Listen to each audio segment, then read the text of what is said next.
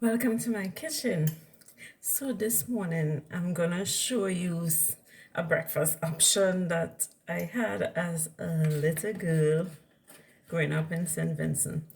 So here I have some flour and I'm just gonna add a little salt and some sugar.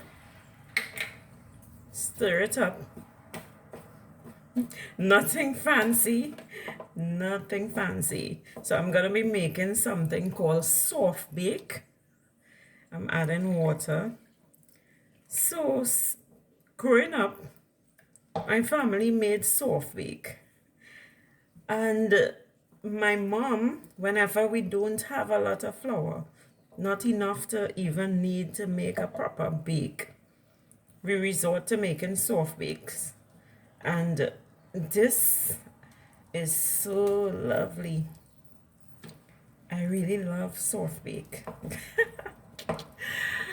After I had my own kids, I still continue to make it as an adult. Right, so the texture of the flour, it has to be soft. So I still continue to make this as an adult, and when my kids taste it, they say, "Oh, mommy, sweet bake," and they actually thought it was something nice. So whenever I make this soft bakes, my daughter, she will be so upset if I don't leave some for her. "Mommy, you make soft bake and you ain't leave any for me." She call it sweet bake. So when you mix it up nice and soft, look at it, it's runny. So you hot the oil in the frying pan and just dip and fry. It's something like a flitter, but trust me, we didn't even have banana or pumpkin to add to this or any spices or anything. So it's just flour, sugar, and salt. I see my kids adding cheese on top and all that fancy thing, trying to fancy up the soft bake. But I will come back and show you the end product, my soft bake budget recipe. So my soft bake is in the pan and the oil is hot. You might think that, oh, they had oil, so they're not really pour. But I remember them even using chicken skin, frying the fat from the chicken skin and getting oil from that. When they put the chicken fat into the hot pot, it would release oils and they would store it in a bottle to use to fry bacon, fry piece of fish or something. So that is really the days, hard time days. But we still had something to eat and enjoyed it. This soft baked isn't so good. Listen, please don't judge me if I eat all. I'm telling you, this is my happy moment. I really love soft bake. Oh gosh.